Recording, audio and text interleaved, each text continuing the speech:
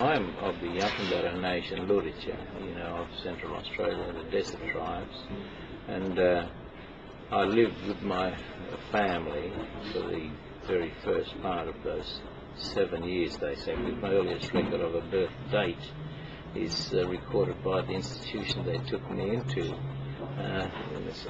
It's about 7.5. But it was meaningless to me because we don't keep those sort of records.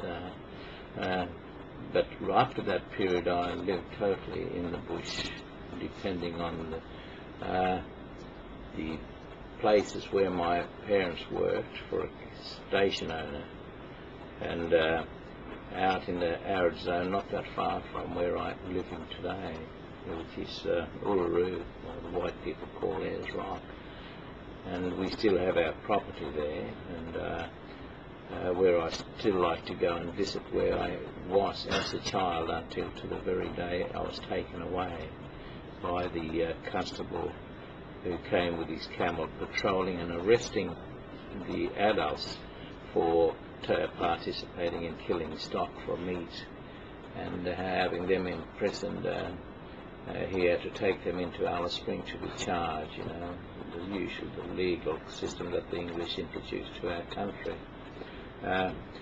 During that period of killing the beef as well, some of the men killed a man who had broken tribal law, customary law, and so there was a lot of us. And my auntie said, and people say my mother as well, was taken into custody to go into Alice Springs, and that's why I was taken in as well.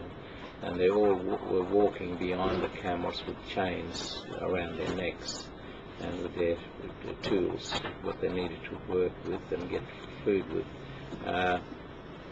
holding in their hands. And years later, when I was doing a presentation in Victoria, I met that Constable McKinnon's nephew, who came to the exhibition that was being exhibited, telling the stories of the stolen generation. And he was doing the rounds, and when we went through the period where we had the piece sculpted by my partner about him taking me and holding me, my mother holding me one side and him pulling me on the other side, and he broke down and he said, "Look, I didn't intend to tell you, but the man who took you away was my nephew, he's my uncle. And yes, he did have those chains stored under his house in Brisbane, and us kids used to play with it, So I know what you're saying is the truth. Because as kids we used to play, and our uncle used to tell us, that's the way. He thought it was more humane than putting it around the ankle or wrist. Was to just let them carry it on their necks, on their shoulder.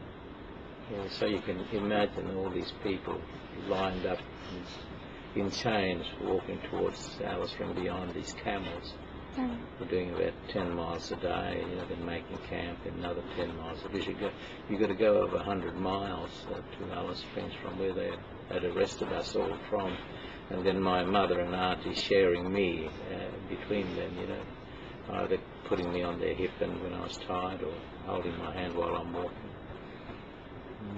I see that image every time I go home. As well as seeing the kid in that country I grew up in that total setting of freedom, with all the teachings on family around me.